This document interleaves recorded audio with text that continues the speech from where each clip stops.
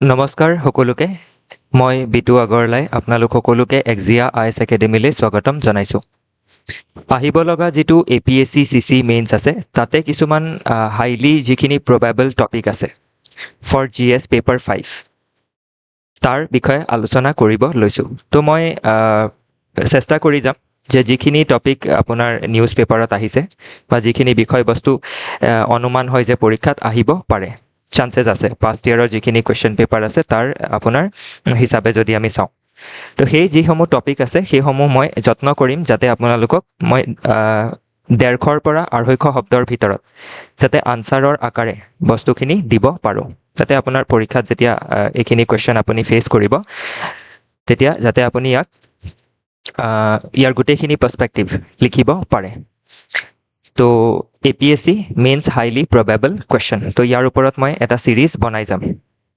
Exam হোৱাৰ আগলৈকে okay তো আজিৰ যিটো আমি প্ৰবেবল টপিক লৈছোঁ সম্ভাৱ্য যিটো আমাৰ বিষয় আছে সেইটো হৈছে প্ৰপ'জড ডিফেন্স কৰিডৰ ইন আছাম তো যি আপোনাৰ সম্ভাৱ্য ডিফেন্স কৰিডৰ হ'ব লগা আছে অসমত যিখিনি আপোনাৰ এতিয়া আলোচনাত আছে তো সেইটোৰ ওপৰত কুৱেশ্যন সুধিব পাৰে ওকে তো আমি জানো যে ইতিমধ্যে ভাৰত চৰকাৰে আপোনাৰ দুটা ডিফেন্স কৰিডৰ নিৰ্মাণ কৰিছে এটা হ'ল আপোনাৰ তামিলনাডুত আনটো হ'ল উত্তৰ প্ৰদেশত আৰু তৃতীয়টো অৰ্থাৎ যিটো প্ৰপ'জ ডিফেন্স কৰিডৰ হয় সেইটো অসমত নিৰ্মাণ হ'ব ওকে তো ইয়াতে এতিয়া এই যিটো ডিফেন্স কৰিডৰ আছে ইয়াক আমি কিহৰ লগত লিংক কৰি চাব পাৰোঁ ইন লাইন উইথ দি আত্মনিৰ্ভৰ ভাৰত আৰু মেক ইন ইণ্ডিয়া ইনিচিয়েটিভৰ অধীনত তো এইটো প্ৰপ'জ কৰা হৈছে proposal to develop a defence corridor in Assam যাতে কি কৰিব পাৰি যিটো ডিফেন্স মেনুফেকচাৰিং ইক'চিষ্টেম আছে সেইটো নৰ্থ ইষ্টত ডেভেলপ কৰিব পাৰি যিহেতু অসমত আপোনাৰ ডিফেন্স কৰিডৰটো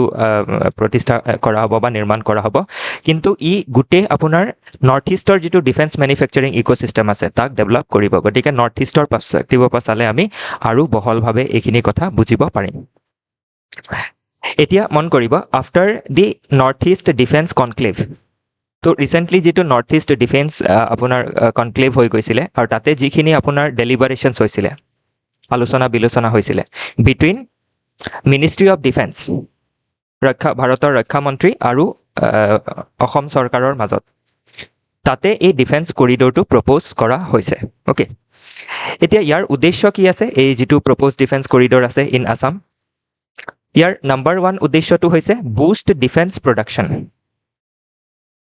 যে আপোনাৰ নৰ্থ ইষ্ট অঞ্চলত বিশেষকৈ অসমত ডিফেন্সৰ যিটো প্ৰডাকশ্যন আছে সেইটো বুষ্ট কৰাটো আৰু ডিফেন্সৰ প্ৰডাকশ্যন যেতিয়া বুষ্ট হ'ব আপোনাৰ যিখিনি MSME থাকে micro' small and medium enterprise সেইখিনিৰো ডেভেলপমেণ্ট হ'ব তাৰ পাছতে ষ্টাৰ্টআপ যিখিনি আছে যিখিনি টেকন'লজিত কাম কৰে যিখিনি আপোনাৰ কি কৰিব বেক এণ্ড ছাপৰ্ট প্ৰভাইড কৰিব গতিকে MSME আৰু ষ্টাৰ্টআপৰ ডেভেলপমেণ্ট হ'ব ইন ডিফেন্স মেনুফেকচাৰিং ছেকেণ্ডলি যিটো ষ্ট্ৰেটেজিক এটা এডভান্টেজ ইয়াৰ পৰা পোৱা যাব যে এতিয়া আমি যদি চাওঁ অসমৰ আপোনাৰ কি আছে প্ৰক্সিমিটি আছে টু দি ইণ্টাৰনেশ্যনেল বৰ্ডাৰ তো যিবিলাক আন্তৰ্জাতিক সীমা আছে তাৰ লগত আমাৰ কি আছে আপোনাৰ ওচৰ যিটো প্ৰক্সিমিটি হয় আমি ওচৰত আছোঁ উদাহৰণস্বৰূপে চাইনা চিধি বৰ্ডাৰ নাই কিন্তু আমি ওচৰত আছোঁ চাইনা ভূটান ম্যানমাৰ বাংলাদেশ ইয়াৰে বাংলাদেশ আৰু ভূটানৰ লগত আমি অৰ্থাৎ অসমে চিধা বৰ্ডাৰ আপোনাৰ শ্বেয়াৰ কৰে 3 নম্বৰ পইণ্টটো যদি চাওঁ objective employment and skill development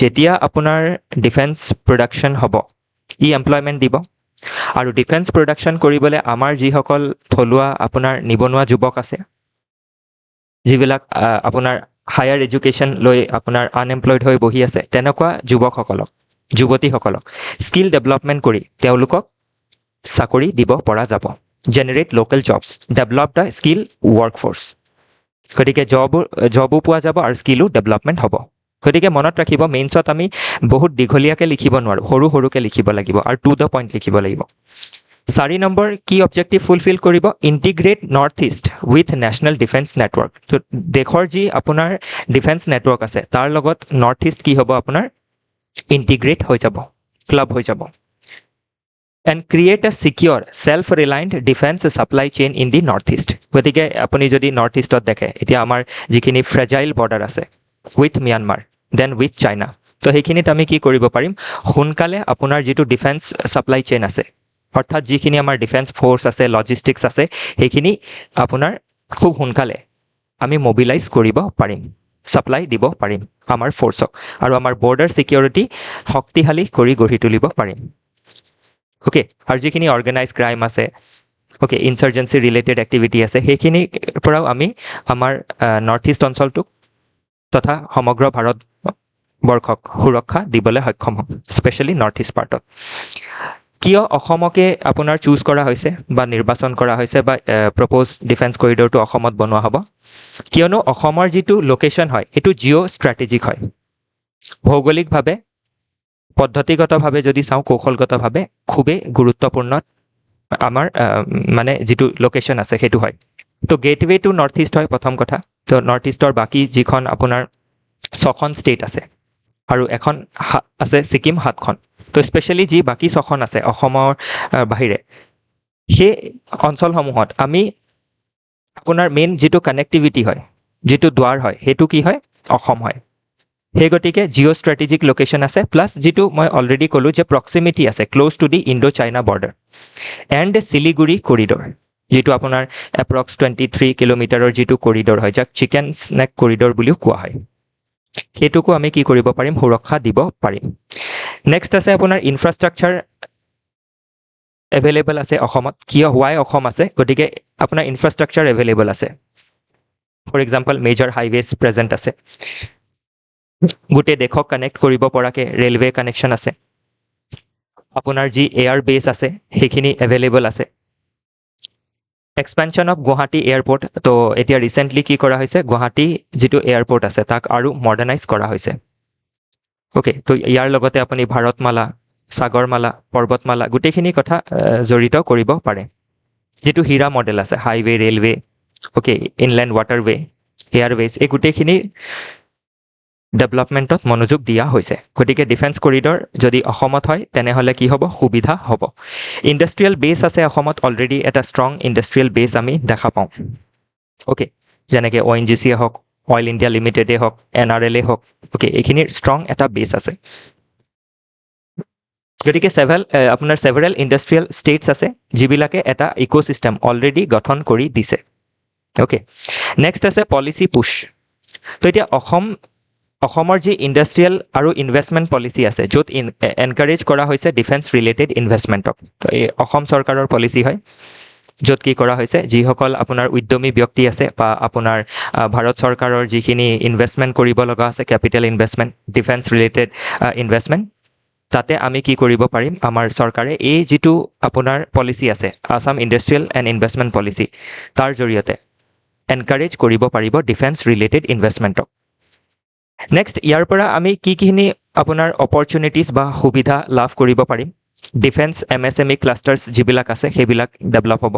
MSMEবিলাকে যি আপোনাৰ ডিফেন্স কৰিডৰ গঠন কৰা হ'ব, তাতে ধৰি লওক ডিফেন্স স্পেয়াৰ পাৰ্টছ লাগিব, ইলেক্ট্ৰনিক্স লাগিব, সেইখিনি ইউনিফৰ্মছ লাগিব, লাইট ৱেপনছ লাগিব, সেইখিনি যোগান ধৰিব পাৰিব। অৰ্থাৎ MSMEৰ ডেভেলপমেণ্ট হ'ব। পাব্লিক প্ৰাইভেট পাৰ্টনাৰশ্বিপ সুনিশ্চিত কৰিব পৰা যাব with OFB, ordinance factory board. তো এইটো আপোনাৰ defence related public sector undertaking হয় চেণ্ট্ৰেল গভৰ্ণমেণ্টৰ। গতিকে আপোনাৰ চেণ্ট্ৰেল যি আপোনাৰ CPSU আছে, central public sector undertaking, plus private player, plus Assam government, আৰু প্লাছ যিসমূহ আমাৰ ইয়াতে MSME ক্লাষ্টাৰ্ছ আছে বা আপোনাৰ ষ্টাৰ্টআপ আছে, তেওঁলোকৰ এটা কনভাৰ্জেঞ্চ হ'ব।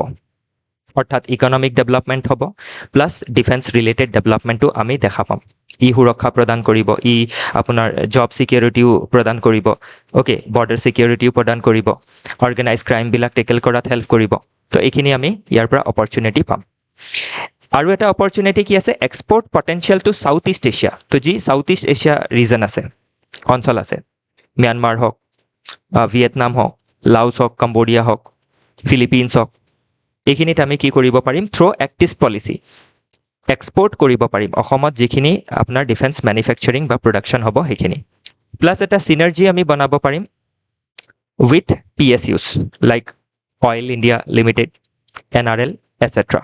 অ'কে, নেক্সট কি চেলেঞ্জেছ আছে, ইয়াতে কি বাধা আহিব পাৰে? গতিকে আমি যেতিয়া এনচাৰ লিখোঁ মেইনছত, এই গোটেইখিনি দিশে আমি উনুকিয়াই লিখিব লাগে, যি ধৰণে সোধা গৈছে। গতিকে মই গোটেইখিনি আপোনাৰ পাৰ্চপেক্টিভে দিবলৈ যত্ন কৰিছোঁ। চেলেঞ্জেছত ছিকিউৰিটি এটা কনচাৰ্ণ আছে, কাৰণ আপুনি যি নৰ্থ ইষ্টত ইনচাৰ্জেঞ্চি বহুত দূৰ কম হৈছে, কিন্তু এতিয়াও আপোনাৰ ইয়াৰ অৱস্থিতি দেখা যায়। বা ক্ৰছ বৰ্ডাৰ যিখিনি ইছ্যু আছে between India and China specially, তো সেইখিনি আপোনাৰ এটা কনচাৰ্ণ হ'ব পাৰে, ইম্পেক্ট কৰিব পাৰে যিটো প্ৰজেক্ট হাতত ল'ব লগা আছে। ইনফ্ৰাষ্ট্ৰাকচাৰৰ গেপ আছে, যদিও ইনফ্ৰাষ্ট্ৰাকচাৰ বহুতখিনি আছে তথাপিও ডিজায়াৰ্ড লেভেলত নাই, গতিকে সেইখিনি আমাৰ বহুত বেছি ইম্প্ৰুভ কৰিব লাগিব। অ'কে, স্পেচিয়েলি যিটো আপোনাৰ এনাৰ্জি ইনফ্ৰাষ্ট্ৰাকচাৰ হয় বা ইলেক্ট্ৰিচিটি ইনফ্ৰাষ্ট্ৰাকচাৰ, সেইটো বহুখিনি উইক আছে, তাক আমি আৰু ষ্ট্ৰং কৰিব লাগিব। লজিষ্টিক্স, ছাপ্লাই চেইন, অ'কে, এই গোটেইখিনি ডেভেলপ কৰিব লাগিব। স্কিলৰ অভাৱ দেখা যায়, মানে স্কিল আছে কিন্তু ৰিকুৱায়াৰ্ড লেভেলত নাই। অ'কে, এইটো পইণ্টটো আমি নোট কৰিব লাগিব, যাতে আমি কি কৰিব পাৰোঁ, টেকনিকেল ইনষ্টিটিউট গঠন কৰিব পাৰোঁ for defence specific skill development. Then coordination বহুত বেছি প্ৰয়োজনীয় হ'ব। ষ্ট্ৰং চেণ্টাৰ ষ্টেট কোঅৰ্ডিনেশ্যনটো লাগিবই, প্লাছ যি প্ৰাইভেট ছেক্টৰ আছে, ব্যক্তিগত খণ্ড, তাহাঁতৰো সহযোগ লাগিব, কলাবৰেশ্যন লাগিব। অ'কে, ইয়াৰ ৱে ফৰৱাৰ্ড কি আছে? যিহেতু আমি যেতিয়া চিভিল ছাৰ্ভিচেছ এক্সামিনেশ্যনত আনচাৰ লিখোঁ, চেলেঞ্জেছ অকল লিখিলে নহ'ব, চেলেঞ্জেছৰ আমি চলিউশ্যনো দিব লাগিব। তো এটাটো পলিচি ক্লিয়াৰিটি আনিব লাগিব কাৰ মাজত, between ministry of defence and government of Assam. তো মেমৰেণ্ডাম অফ আণ্ডাৰষ্টেণ্ডিং চাইন কৰিব লাগিব, যাতে আমি পলিচিখিনি ক্লিয়াৰলি ল'ব পাৰোঁ। স্কিল ডেভেলপমেণ্টৰ যিখিনি চেণ্টাৰ আছে সেইখিনি আমি গঠন কৰিব লাগিব। অ'কে, থাৰ্ডলি ইনচেণ্টিভ দিব লাগিব, টেক্স ব্ৰেক দিব লাগিব, ছিংগল উইণ্ড' ক্লিয়াৰেঞ্চ দিব লাগিব, যিখিনি ডিফেন্স ৰিলেটেড MSME থাকিব, যিখিনিয়ে ডিফেন্স ৰিলেটেড বস্তু প্ৰডিউচ কৰিব, অ'কে, বা উৎপাদন কৰিব। নেক্সট আছে integration with act east policy. আৰু এক্ট ইষ্ট পলিচিৰ লগত আমি কি কৰিব লাগিব, ইয়াক ইণ্টিগ্ৰেট কৰিব লাগিব আমাৰ যি প্ৰপ'জ ডিফেন্স কৰিডৰ আছে। অ'কে, কনক্লুজনত আমি কি কৰিব পাৰোঁ, 2-4 লাইন লিখিব পাৰোঁ যে ডিফেন্স কৰিডৰ অহাৰ লগে লগে কি হ'ব, কেৱল আপোনাৰ উদ্যোগৰ ক্ষেত্ৰতে উন্নতি নহয়, উদ্যোগৰ সমান্তৰালভাৱে strategic investment in national security, দেশৰ নিৰাপত্তাত আমাৰ কি হ'ব, আপোনাৰ বিনিয়োগ কৰা হ'ব, আঞ্চলিক উন্নয়ন সুনিশ্চিত হ'ব, আত্মনিৰ্ভৰ হ'ব ভাৰত আৰু লগতে ভাৰতৰ উত্তৰ পূৰ্বাঞ্চল, আৰু অসমক ট্ৰান্সফৰ্ম কৰিব into a key hub for defence manufacturing, logistics in eastern India and north eastern India. Okay, খালি মনত ৰাখিব যে এইখিনি গোটেইখিনি কথা আমি লগাব পাৰিব লাগিব, এক্ট ইষ্ট পলিচিৰ লগত এলাইন কৰিব লাগিব। তেতিয়া আমি কি কৰিম, আত্মনিৰ্ভৰ ভাৰতৰ যিটো ভিজন আছে সেইটো আমি ফুলফিল কৰিব পাৰিম। আৰু ইয়াতে যিটো বিকশিত ভাৰত বাই 2047 অৰ্থাৎ বিকশিত ভাৰত বাই 2047ও আমি ইয়াতে আপোনাৰ লিখিব পাৰোঁ শেষত। অ'কে, তেতিয়া আমি কি হ'ব, এই গোটেই যিটো টপিক আলোচনা কৰিলোঁ সেইটো কমপ্লিট হৈ যাব। মই আশা কৰি আছোঁ যে এইটো কুৱেশ্যন এইবাৰ হয়তো সুধিব পাৰে। অ'কে, তো আমি এনেকুৱা প্ৰবেবল কুৱেশ্যনসমূহ ডিছকাছ কৰিম। ধৰি লওক আমি যদি 20টা কুৱেশ্যনো ডিছকাছ কৰিলোঁ, তাৰে যদি 4-5টাও আহিলে, এটলিষ্ট আমি সেইখিনিৰ আনচাৰ কি কৰিব পাৰিম, ভালদৰে লিখিব পাৰিম। তো এতিয়ালৈ ইমানে।